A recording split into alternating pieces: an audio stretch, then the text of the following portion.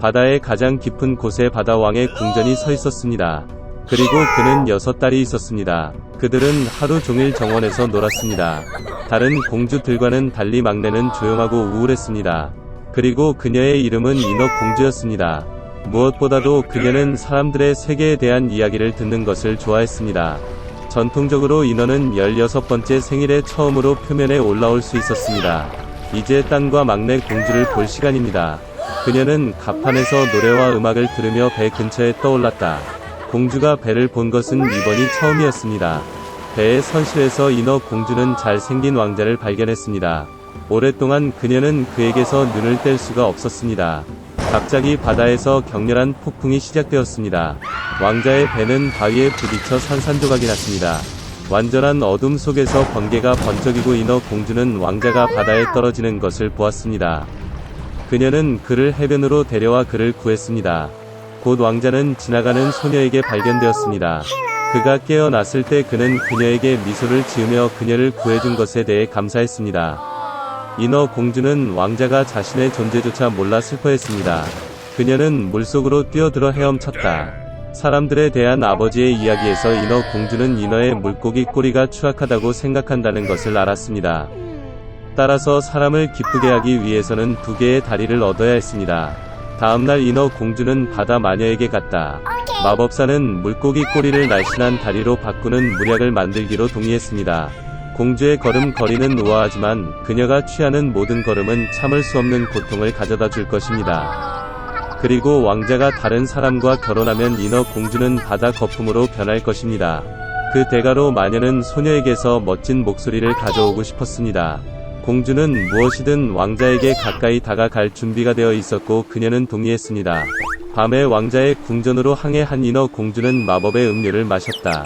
날카로운 통증이 그녀를 뚫고 기절했습니다. 오후에 깨어난 소녀는 앞에 왕자를 보고 눈을 내리고 물고기 꼬리 대신 2 다리를 발견했습니다. 왕자는 그녀가 누구이고 어떻게 여기에 왔는지 알아내려고 했지만 인어 공주는 말을 할 수 없었다. 경쾌한 걸음걸이와 아름다운 춤에도 불구하고 그녀는 다리에 끔찍한 고통을 느꼈습니다.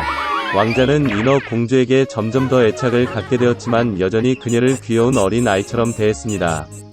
그녀를 그의 아내로 만드는 것은 결코 그의 머리에 들어오지 않았습니다. 왕자는 오래전에 해안에서 그를 구해준 사람이 자신의 마음을 차지하고 있다는 사실을 인정하고 결혼을 앞두고 있다. 인어 공주는 매우 화가 났지만 그에게 진실을 말할 수 없었습니다. 결혼식 시간이 되자 왕자는 인어 공주를 신혼 부부들과 신혼여행으로 초대했다. 호화로운 허니문 텐트가 배의 갑판에 펼쳐져 있습니다. 인어 공주는 집을 떠난 사람과 함께 마지막 저녁을 남겨두고 매일 멋진 목소리를 냈으며 끝없는 고통을 견뎌냈습니다. 그러나 그는 그들을 눈치채지 못했습니다. 배에 침묵이 흘렀을 때 인어 공주는 갑판에 앉아 첫 번째 태양 광선을 기다렸습니다. 갑자기 배 근처에서 그녀는 자매를 발견했습니다. 그들은 마녀에게 공주를 죽음에서 구할 수 있도록 눈물을 흘리며 요청했습니다. 마법사는 그들에게 날카로운 칼을 주었고 인어 공주는 왕자의 마음을 찔러야 했습니다. 그의 피 한 방울은 다리를 꼬리로 바꾸고 바다로 돌아갈 수 있었습니다. 인어 공주는 텐트 안을 들여다보더니 사랑에 빠진 잠자는 커플을 보았습니다. 그녀는 왕자의 목숨을 앗아갈 힘을 찾지 못하고 단검을 바다에 던졌습니다. 슬픔에 잠긴 인어 공주는 물에 몸을 던졌습니다. 하지만 공주님의 친절은 사악한 마녀의 마음을 녹였습니다.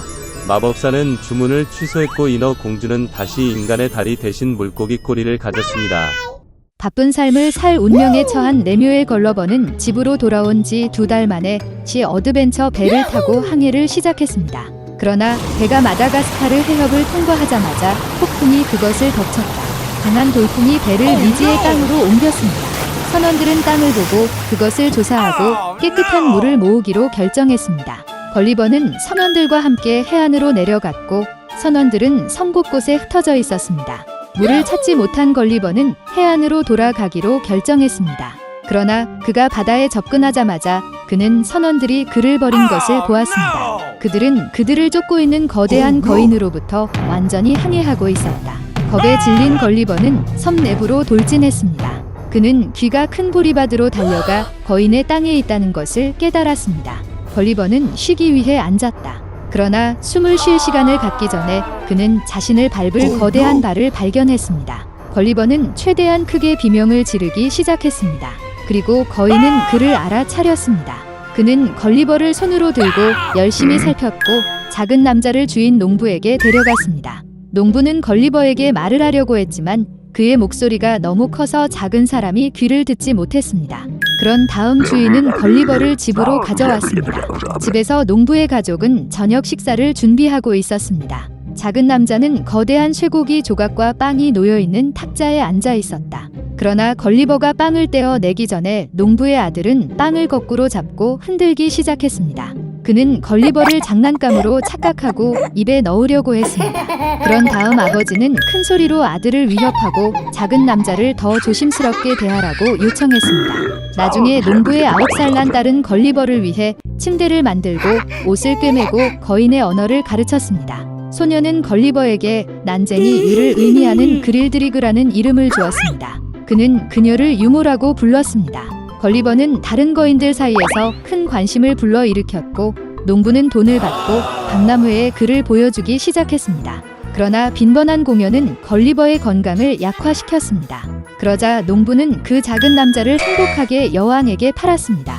그래서 걸리버는 궁전으로 옮겨 왕가의 사랑이 되었습니다. 그러나 더 이상 왕국에서 가장 작은 사람으로 여겨지지 않은 궁정 난쟁이는 걸리버를 싫어하고 가능한 모든 방법으로 그의 삶을 망쳤습니다. 걸리버가 정원을 거닐고 있을 때 드워프가 사과 나무를 먹기 시작했습니다. 걸리버는 떨어지는 거대한 사과에서 탈출해야 했습니다. 그리고 또 다른 경우에는 민첩한 난쟁이가 걸리버를 거대한 크림통에 밀어 넣었습니다. 그리고 정시에 들어온 요리사 많이 피할 수 없는 죽음에서 작은 남자를 구했습니다. 그러나 걸리버가 문제에 빠진 것은 난쟁이 때문만이 아닙니다. 그래서 어느 날 아침 식사 중에 그는 요리사의 원숭이에게 붙잡혔습니다. 새끼처럼 그녀는 걸리버를 흔들기 시작하고 그를 지붕으로 끌었습니다. 거인들은 작은 사람을 구하기 위해 달려갔습니다. 그리고 그들이 지붕에 올라가 자마자 원숭이는 걸리버를 내던졌습니다.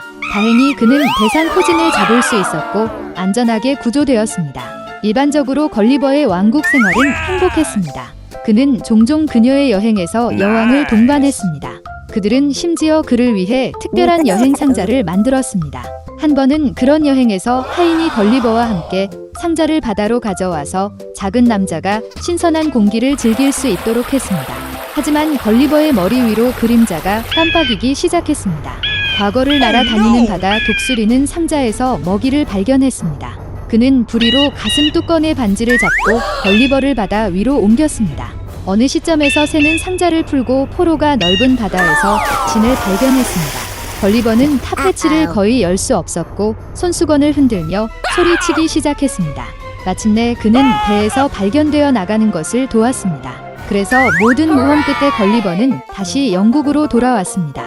오랫동안 그는 정상적인 크기의 물건과 사람에게 익숙해지지 않았습니다. 걸리버의 아내는 그가 미쳐버린 것을 두려워하여 남편이 여행에 대해 생각하는 것을 엄격히 금지했습니다.